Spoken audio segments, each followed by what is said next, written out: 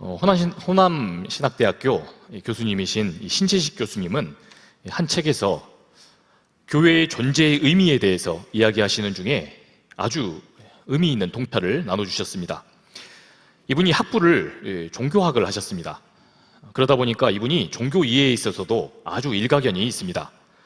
그런데 종교를 공부해 보게 되면 한때 세상에서 그 시대의 사람들에게 아주 큰 인기를 끌고 또 깊은 감흥을 주다가 이내에 갑자기 역사 속에서 사라진 종교, 그런 종교들은요 공통적으로 특징이 있답니다.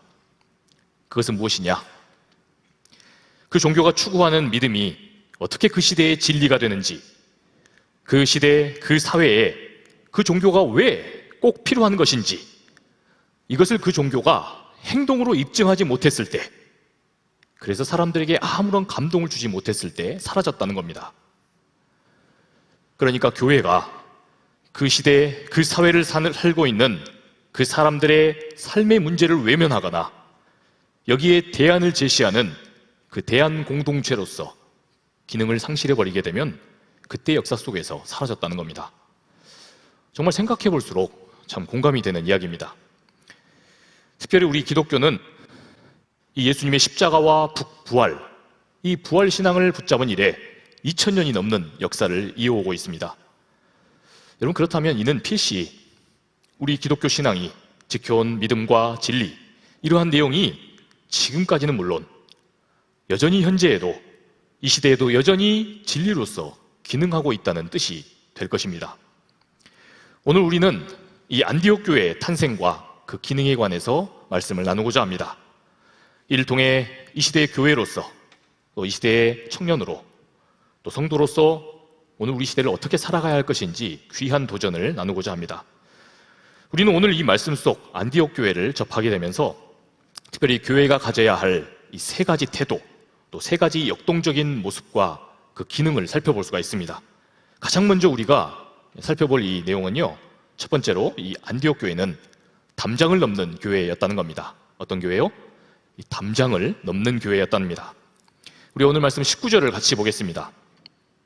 그때에 스데반의 일로 일어난 환란으로 말미암아 흩어진 자들이 베니게와 구브로와 안디옥까지 이르러 유대인에게만 말씀을 전하는데,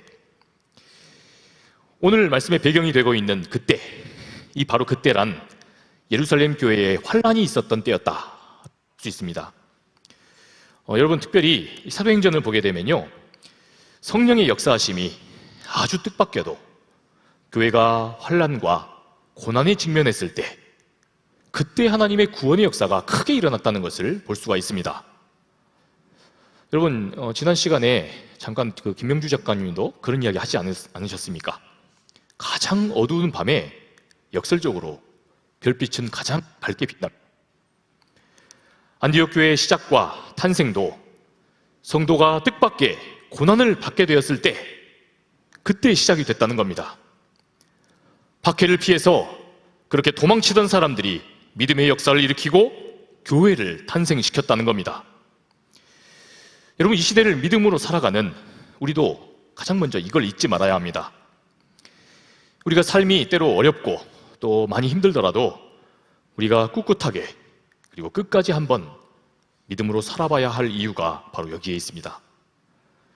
주님께서는 때로 우리들의 이런 어려운 상황과 또 형편을 통해서 구원을 이루어 가시기 때문입니다. 우리가 겪는 여러 가지 환경적인 어려움과 상황들이 오히려 주님께는요, 당신의 구원의 사역의 도구가 되고 계기가 된다는 겁니다. 그렇게 박해를 받던 그런 수많은 사람들이 흩어져서 베니게와 그리고 구브로와 안디옥에 이르렀다라고 했습니다. 여러분, 그런데 우리가 지도를 보게 되면 대체 이 성경의 말씀이 무슨 의미였는지 이해가 됩니다. 여러분, 이 지도를 보십시오. 여기 보시면 점점 더 복음이 어떻게 됩니까? 유대의 경계를 넘어서 드디어 이방 지역인 가이사랴로 갔고, 또 가이사랴에서 베니게와 또 안디옥으로, 구브로로 점점 더 확장돼 가는 것을 볼 수가 있습니다. 여러분, 그런데 가만히 보면요, 이러한 복음 전파의 계기가 되었던 것은요, 박해였습니다. 이 놀라운 복음의 확장이 그 원인이 박해였다는 겁니다. 불의한 박해가, 그래 결과적으로는 그것 때문에 이 믿음의 사람들에게는 아주 놀라운 큰 변화가 생겼다는 겁니다. 그것은 바로 이 믿음의 사람들이 자신들에게 익숙하던 그 자리를 떠나게 됐다는 겁니다. 박해가 아니었다면 그냥 예루살렘에 안주하고 있고 여기가 좋고 여기만 좋사오니 하며 계속 머물러 있었을 텐데, 이들은 이 박해 때문에 자기들이 익숙하던 그 모든 그것을 뒤로 하고 담장을 넘어섰다는 겁니다. 여러분, 우리 하나님께서는 때로 이렇게 역사하십니다. 내게 아무런 자극이 없을 거라면 그냥 내 고집, 내 편견, 그리고 내 상식만을 온전히 붙들고 살아갈 겁니다. 그러나 우리 하나님께서는 때로 그런 우리를 흩으십니다. 아주 뜻밖의 박해라는 계기를 통해서도 우리의 생각을 깨뜨리시고 그렇게 일해 나가십니다. 여러분, 지난주에 우리가 살펴보았던 베드로가 어땠습니까? 우리 신동국 목사님 함께 나눴던 말씀에 이 베드로가 그런 사람이었습니다. 하나님이 주시던 그 부정한 음식, 자기가 먹지 않겠다라고 했던 그 음식을 환상을 통해서 받아들이지 않습니까? 자신의 생각을 깨고 그렇게 헬라인 고넬료에게 가서 거기에 세례를 주는 것을 우리가 보았습니다.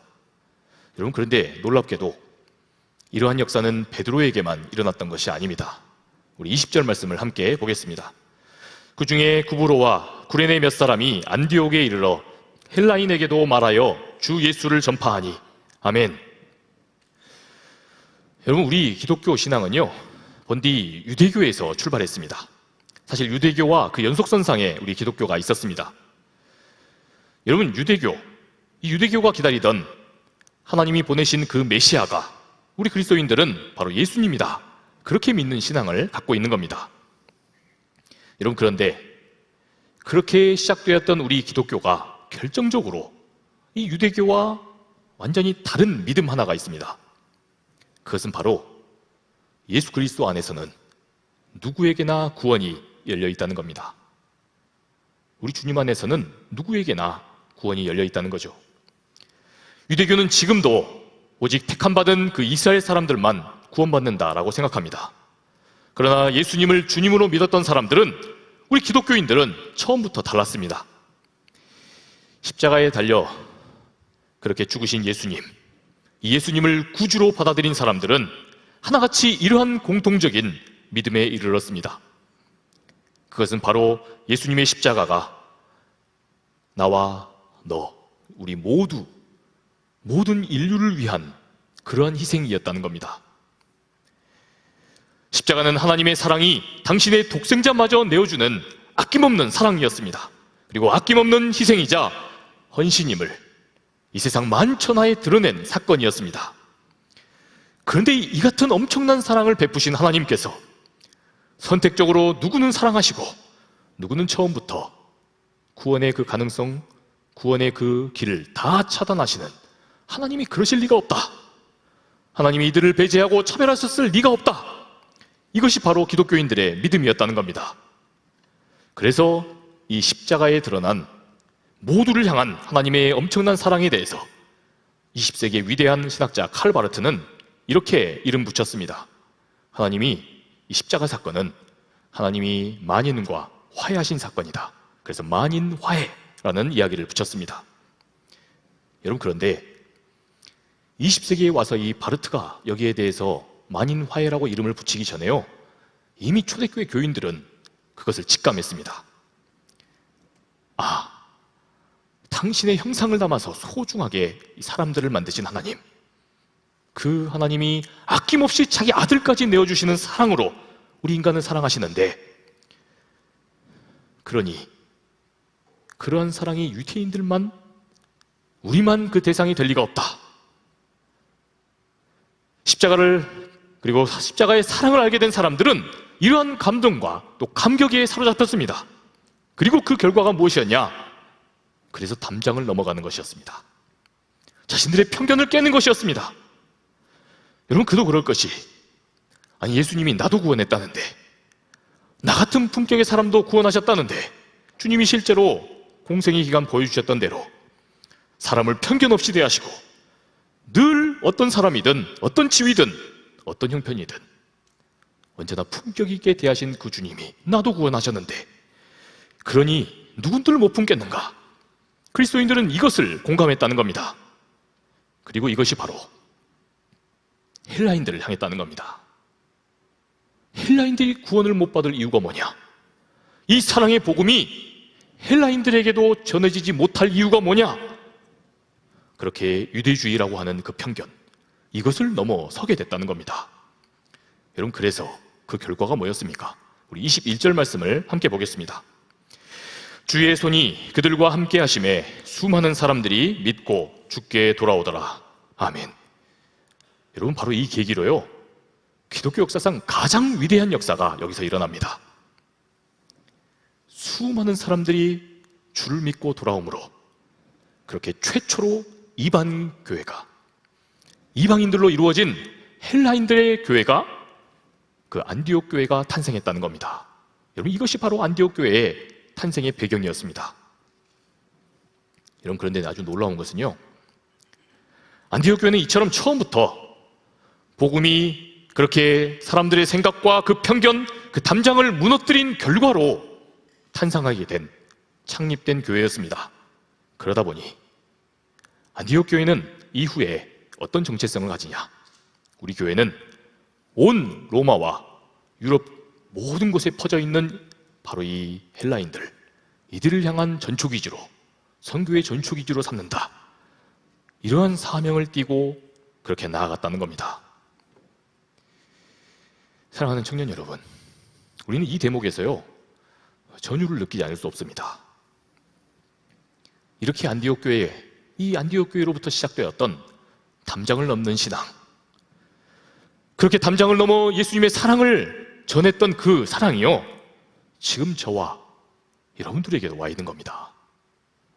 지금 저와 여러분을 오늘 그리스도인, 주님의 제자로 살게 하고 있는 겁니다. 여러분, 이런 의미에서 보면 안디옥 교회로부터 시작된 그 담장을 넘어선 그 행보는, 그 믿음의 행보는 아직도 멈춰져 있지 않는 겁니다.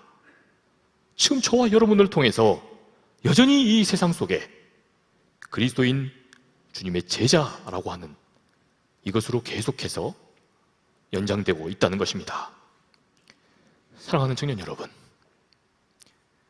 오늘 우리가 살아가고 있는 우리 현실 속에서 우리에게도 이러한 크고 작은 편견들이 있지 않습니까? 우리에게도 이러한 편견들이 있습니다. 우리가 넘어서야 할 것들, 주님 안에 있는데 여전히 내가 존대해야 할 사람, 내가 또 사랑해야 할 사람, 헌신해야 할 사람을 내 안에서 재단하고 내 안에서 여전히 담장을 그렇게 설정해 놓고, 그리고는 절대로 돌아보지 않으려고 하는, 우리 안에도 그런 담이 있고 우리 안에도 그러한 넘어서지 못하는 아집이 있습니다. 편견이 있습니다. 바라기는 사랑하는 여러분, 오늘 이 말씀이 저와 여러분들에게 들려져서 우리 안에 있는 그러한 담장들이 허물어질 수 있기를 주님의 이름으로 축복합니다. 나 같은 사람도 구원하시고 또한 십자가에 아들을 내어주시는 사랑으로 함께 하신 그 하나님의 은혜, 그 은혜를 성찰함으로 우리를 통해 주님이 챙기시고자 하시고 주님께서 사랑하시고자 하는 사람들에게 주님의 귀한 사랑이 전달될 수 있기를, 우리를 통해서 전달될 수 있기를 축복합니다. 두 번째로, 이 안디옥 교회는 사람을 세우는 교회였습니다. 어떤 교회라고요? 사람을 세우는 교회였습니다. 다 함께 22절에서 24절 말씀을 보겠습니다. 예루살렘 교회가 이 사람들의 소문을 듣고 바나바를 안디옥까지 보내니 그가 이르러 하나님의 은혜를 보고 기뻐하여 모든 사람에게 굳건한 마음으로 주와 함께 머물러 있으라 권하니, 바나바는 착한 사람이요 성령과 믿음이 충만한 사람이라. 이에 큰 무리가 주께 더하여지더라. 아멘. 이 안디옥 교회 창립의 이야기가, 이 부흥의 소식이 예루살렘 교회까지 소문이 납니다. 그러자 이를 참 쌍수로 반기면서 예루살렘 교회는 지도자 한 사람을 보냈는데 그 사람이 바로 바나바였습니다. 예루살렘 교회가 바나바를 보낸 그 이유는요, 24절에 자세하게 나와 있습니다. 24절에 보면 바나바는 착한 사람이고 성령과 믿음이 충만한 사람이었다라고 말합니다. 여러분, 그러니 이제 막 새로 태어난 그 교회, 새로 창립된 교회의 지도자로 이 바나바만큼의 사람이 없는 겁니다. 더욱이 바나바는요, 이 안디옥과 더불어 복음이 전해졌다는 바로 옆에 그 섬 하나 있었죠? 그 구브로, 바로 그 구브로 출신입니다. 그러니 안디옥과 비슷한 그 형편에 있는 구브로 사람이다 보니까 이 안디옥 교회에 파송할 만한 적임자는 이 바나바만 한 사람이 없다, 이렇게 판단을 했다는 겁니다.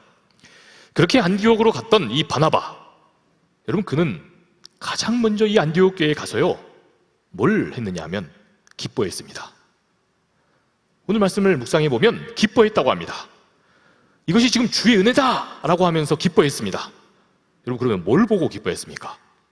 바나바가 대체 뭘 보고 기뻐한 겁니까?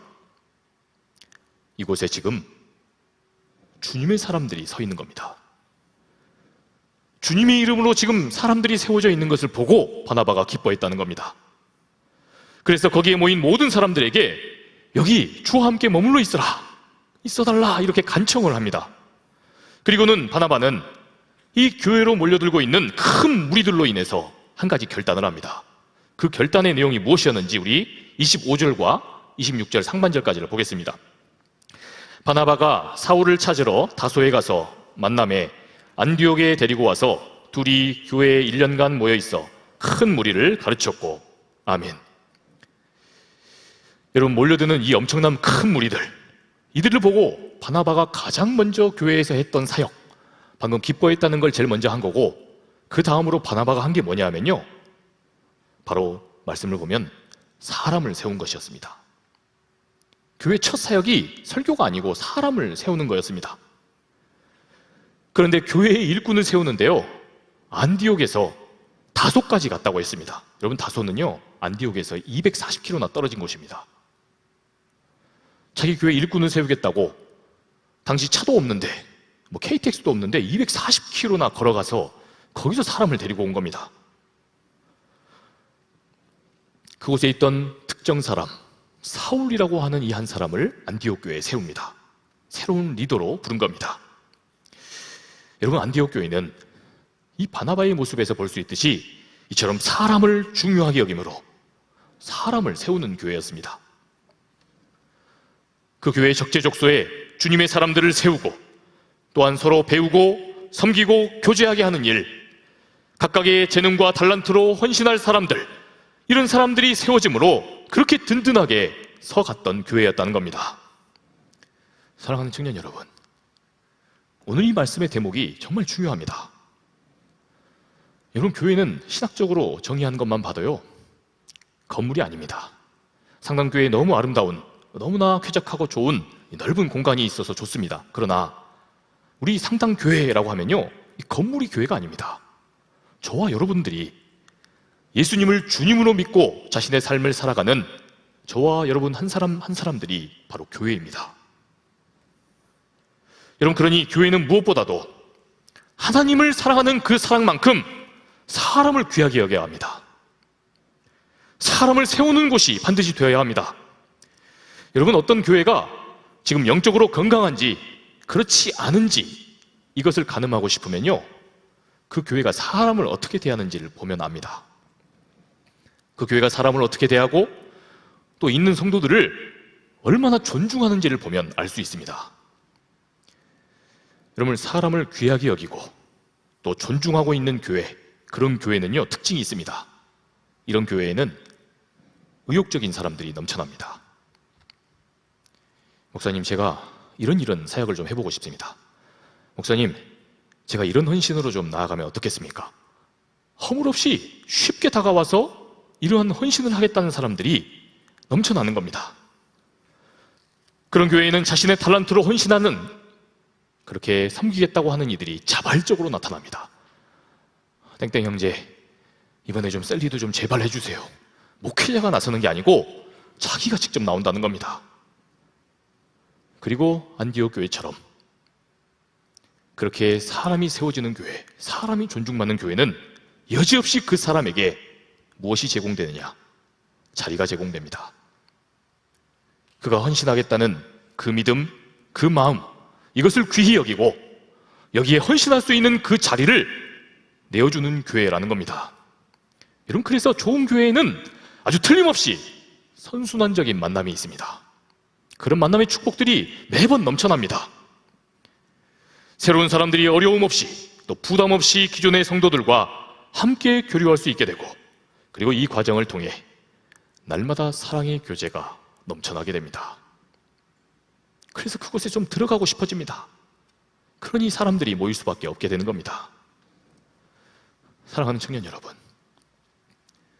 우리 청년부가, 우리 성당교회 청년부가 그런 공동체 될 수 있기를 축복합니다. 무엇보다도 옆에 있는 지체들을 서로가 소중히 여김으로, 서로가 존중함으로 그렇게 예수님의 사랑을 발견하고, 그래서 날마다 새롭게 헌신하겠다고 결단하는 사람들이 넘쳐나는 교회 되기를 축복합니다. 우리 마지막 세 번째로, 안디옥 교회는 세상에 선한 영향력을 미치는 교회였습니다. 어떤 교회요? 세상에 선한 영향력을 미치는 교회였습니다. 우리 25절과 26절을 다시 한번 읽어보겠습니다. 바나바가 사울을 찾으러 다소에 가서 만남에 안디옥에 데리고 와서 둘이 교회에 1년간 모여 있어 큰 무리를 가르쳤고, 제자들이 안디옥에서 비로소 그리스도인이라 일컬음을 받게 되었더라. 아멘. 여러분, 앞서 봤습니다. 바나바는 240km나 되는 그 엄청난 거리를, 여러분 생각해 보십시오. 막 이제 거기 교회에 마치 담임 목회자가 됐는데, 잠깐만 기다려보라고 몇 달간 240km를 걸어갔다가 한 사람을 데리고 온 겁니다. 여러분들이 그런 교역자라면 어떻게 하시겠습니까? 아니 예루살렘에서 좋은 사람 파송했다는데 교회를 버리고 이 사람이 어디 떠나버렸나? 근데 한 사람 띡 데리고 온 겁니다. 이 바울이라고 한 사람. 이 사람을 데리려 240km나 떨어진 곳에 가서 그렇게 수고를 감당했다는 겁니다. 여러분, 그럼 왜 그랬습니까? 대체 왜 바나바가 사울이라고 하는 사람을 그 먼 곳까지 가서 데리고 올 만큼 그렇게 열정을 다했냐라는 겁니다. 중국의 진나라에는 이 여부리라고 하는 관리가 있었습니다. 중국의 역사가 이 사마천은 이 여부리라고 하는 사람이 당시 진나라의 실세였다고 이야기합니다. 그가 실세였던 이유는 특별히 적재적소에 이 인재를 발굴하는 능력, 그것이 아주 탁월했다라는 겁니다. 그런데 그런 여부리가 썼던 이 여시춘추라는 책에서 이 여부리가 말하는 기황량이라고 하는 사람의 이야기가 있습니다. 어느 날 진나라의 임금이었던 평공이 이 기황량이라고 하는 자신의 신하에게 나라의 한 고을을 맡아줄 관리를 추천해달라 부탁합니다. 그러자 기황량은 한 사람을 추천해서 올렸습니다. 그런데 놀랍게도 그 사람이 누구였냐? 그 기황량의 원수였습니다. 기황량이 원수처럼 여기는 그런 적대적인 사람이었다는 겁니다. 그러자 평공 임금은 어찌 이 중요하고도 중요한 자리에 지금 경의 원수를 여기다 추천할 수가 있단 말인가? 한편으로는 놀랍고 한편으로는 또 책망의 마음으로 이 기황량을 쏘아붙였습니다. 그러자 놀랍게도 기황량은 이렇게 답변했다고 합니다. 아니 주군, 지금 저는 저의 원수를 추천하는 것이 아닙니다. 저는 지금 제 원수를 추천하는 것이 아닙니다. 그러면 왜 추천했다는 겁니까?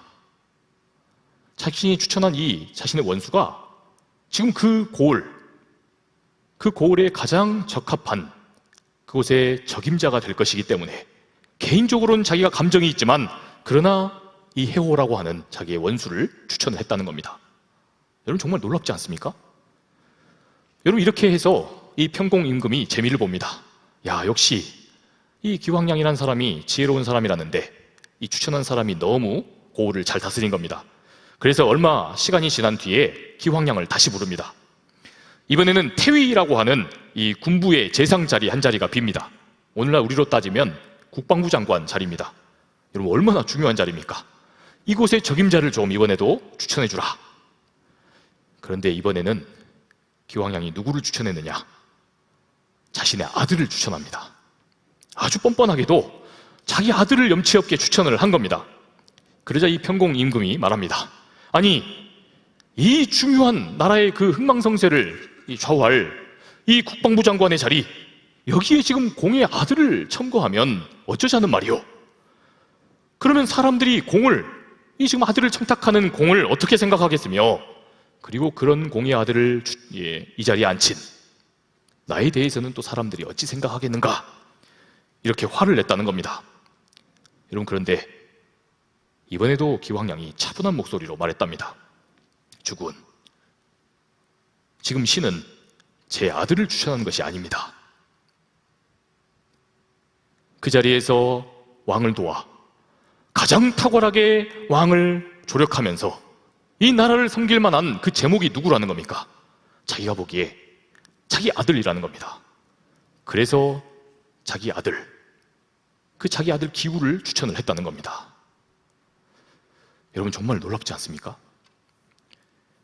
이처럼 실력도 있는 데다가 사람의 이목을 집중하지 않습니다.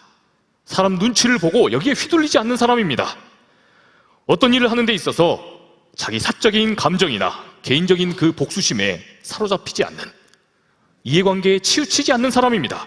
여러분, 그런 사람이 결단하고 그런 사람이 뭔가 추진하는 일은 얼마나 믿음직스럽고 얼마나 탁월하겠습니까? 여러분, 그런데 오늘 말씀해 보면 바나바가 사울을 추천한 이유가 여기에 있습니다. 바나바가 이런 이유 때문에 사울을 데리고 온 겁니다.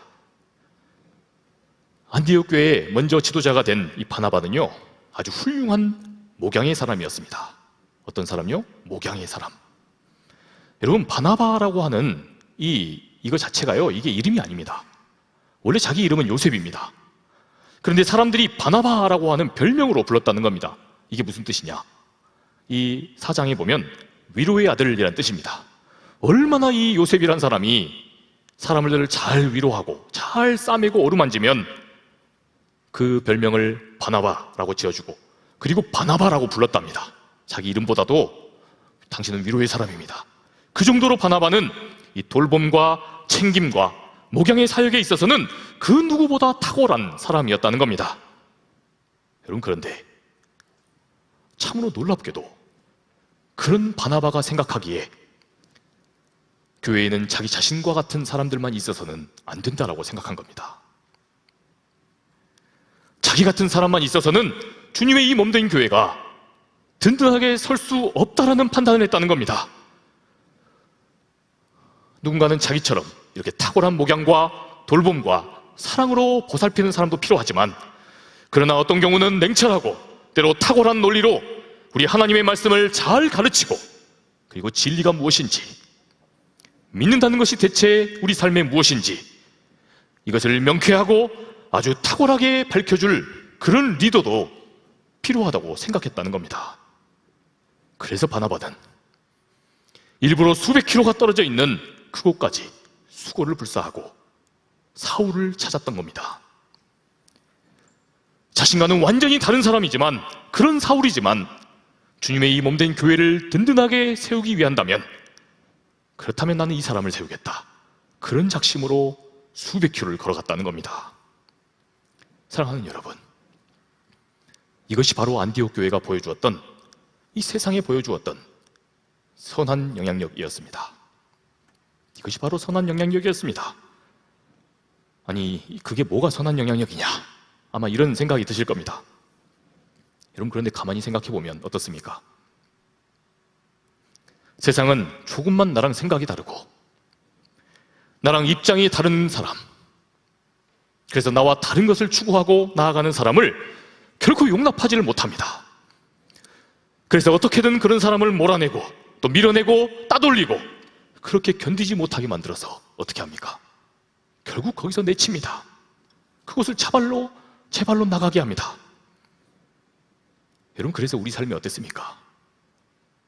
지난 한 주도 이런 세상을 살면서 내 마음속에는 이러한 양심으로, 이러한 소신으로 그렇게 생각하고 또 말하고 싶고 행동하고 싶은데, 정작 우리가 행동할 때는 그 사람의 눈치를 봐야 되고 그 사람의 비위를 맞추며 살아야 되느라, 그래서 우리가 얼마나 답답하고 또 얼마나 힘겨운 중에 그렇게 살아왔습니까? 여러분, 그런데 안디옥 교회는 달랐던 겁니다.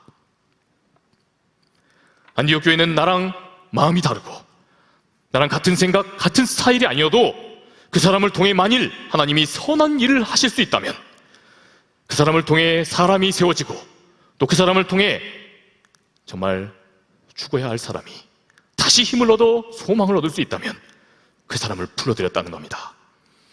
언제든 그런 사람에게 자리를 내어주고 낯선 사람이라 할지라도 포용적으로 감싸고 싸매어주며 자리를 내어주었다는 겁니다. 그렇게 로마 세계에는 늘 나랑 통하는 사람, 내 앞에만 줄 서는 사람, 그리고 나만을 위하는 사람, 이런 사람들만을 끝까지 내 곁에 두고 그렇게 온통 고인물이 되고 또 적폐가 되고 있었는데, 교회는 무슨 일을 했습니까? 교회는 만민에게 빗장을 열어주고 교회의 문턱을 낮춰주고 그렇게 만인을 환영하는 그러한 공동체였다는 겁니다. 여러분, 우리가 앞서 이미 살펴보지 않았습니까? 안디옥 교회의 구성원 자체가 어땠습니까? 처음부터 당시에 유대인들에게 배제되었던 사람들, 바로 헬라인들로만 구성되어 있었던 그런 교회였습니다. 여러분, 이처럼 교회는 출신을 가리지 않고 유대인이나 헬라인이나 남자나 여자나 또 종이나 심지어 자유인이나 또한 어른이나 아이 할 것 없이 그렇게 서로를 가리지 않고 서로 환대하고 그러면서 서로 연대했습니다. 서로 모였습니다. 그렇게 모여서 뭘 했느냐? 그렇게 예수 안에 모여서 이 사람들이 뭘 도모했느냐? 여기에 대해서는요, 시오노 나나미라고 하는 사람의 이 로마인 이야기, 이 책에 보면 교회가 모여서 뭘 했는지가 아주 적나라하게 잘 드러납니다. 교회는 당시에 다양한 부류와 또 계층의 사람들이 모여서 강력한 네트워크를 형성했습니다. 당대에 그 어디에도 없는 엄청나게 끈끈한 네트워크가 있었답니다. 그런데 이 네트워크는 뭘 했냐? 세상을 구원하고 사람들을 살리고 세우는 일에 썼다는 겁니다. 당시 교회는 가족도 없이 불쌍하게 죽어갔던 수많은 사람들의 장례를 교회가 도맡았습니다. 아무도 그 마지막 최후를 쓸쓸하게 퇴장하는 그 인생들을 거들떠보지도 않는데 교회가 이 사람들의 장례를 알려만 주라, 우리가 다 장례를 치러주겠다 했다는 겁니다. 그리고 또한 당시에 배제되었고 방치되어 있었던 고아와 과부를 교회가 돌봤습니다. 유대교 시절부터 그렇게 구약시대부터 가지고 있었던 좋은 전통을 따라 고아와 과부를 교회가 다 돌봐줬던 겁니다. 이처럼 복지 사각지대에 있었던 사람들, 이들이 방치되는 이 심각한 문제가 로마는 아예 도무지 이것을 손을 쓸 수조차 없었답니다. 그처럼 심각한 사회 문제요, 치명적인 로마의 아킬레스가 바로 이것이었는데 그걸 누가 감당했느냐? 교회가 감당했다는 겁니다. 교회가 세상이 내치고 로마가 방치한 사람들을 교회가 사랑으로 감싸고 교회가 환대했다는 겁니다. 그래서 기독교를 박해하던 그 수많은 황제들도 교회가 가지고 있었던 이 엄청난 부조의 힘, 세상에서 교회가 보여주고 행했던 그 선한 일들, 그 선한 행보만큼은 지켜주고 싶었다는 겁니다. 그래서 세상 사람들은 이러한 교회의 모습을 보고 별명을 붙여줬습니다. 교회 다니는 사람, 예수님의 제자 해가지고 이 사람들을 뭐라고 불렀냐? 크리스톨로인, 크리스티아노스, 그리스도인, 이렇게 불렀다는 겁니다. 작은 예수님, 주님의 제자들, 작은 예수로 살면서 이 세상의 어둡고 어려운 문제들, 이 세상 문제들을 끌어안는 사람들, 이렇게 부르며 당시 안디옥 교회를 칭찬하고 칭송하지 않을 수 없었다는 겁니다. 사랑하는 상당의 청년 여러분, 오늘 우리가 살고 있는, 오늘 우리가 이 교회로 함께하고 있는 우리 한국 사회는 어떻습니까? 지금도 우리 사회는 세대 간, 그리고 계층 간, 또한 지역 간에 온갖 불평등과 또 갈등과 분열들이 끊이지 않고 있습니다. 또한 세상은 치열한 경쟁 속에서 여기서 밀려난 사람들, 이 수많은 이들이 상처받고 낙심한 가운데 이런 일이 도처에 방치된 채 살아가고 있습니다. 여러분, 그렇다면 오늘 말씀을 통해 묻겠습니다. 그렇다면 오늘 저와 여러분, 예수님을 믿는 우리 믿음의 성도들이 그리스도인으로 불려져야 할 자리는 어디입니까? 우리가 그리스도인으로 불려야 할 자리는 어디냐는 겁니다. 우리네 가정, 우리네 학교, 우리의 직장과 모든 인간관계 중에 우리가 그리스도인, 바로 그리스도인으로 불리며 화해와 구원의 일들을 감당해야 할 것들은 무엇이냐는 겁니다. 지금 세상은 우리에게 묻고 있습니다. 모든 것을 합리적으로 분석하고 그렇게 해서 신뢰할 만한 것들, 믿을 만한 것들만 믿고 붙들겠다, 그러한 과학시대를 우리는 삽니다. 또한 눈앞에 붙잡히는 것, 그리고 보이고 또 우리가 만질 수 있는 것들, 이런 것들만 가치 있다 여기는 그런 세상을, 그런 합리성의 시대를 우리는 삽니다. 여러분, 그런 시대에 여전히 예수를 믿는 사람, 교회가 이 땅에 왜 여전히 필요할 수밖에 없는지 우리 믿음의 사람들에게 세상은 묻고 있습니다. 너희들이 왜 필요한 거냐? 교회가 이 땅에 여전히 왜 필요한 것이냐? 이것을 우리에게 증명해 보라고 지금 도전하고 있다는 겁니다. 그러니 사랑하는 여러분, 바라기는 우리 상당의 청년부가, 우리 상당교회가 이러한 세상의 물음에 책임적으로 행동으로 응답하는 교회 될 수 있기를 주님의 이름으로 축복합니다. 그렇게 이 시대를 삶으로, 복음으로 변증해가는 그러한 믿음의 청년들 되실 수 있기를 축복합니다. 그리하여 날마다 우리 주님과 이 세상으로부터 칭찬을 받음으로 저 사람들이야말로 예수님의 제자다, 저 사람들이야말로 작은 예수다, 이러한 칭찬과 이러한 명성이 날마다 우리를 통해서 정말 하나님의 영광으로 드러날 수 있게 되기를 우리 주님의 이름으로 축원합니다.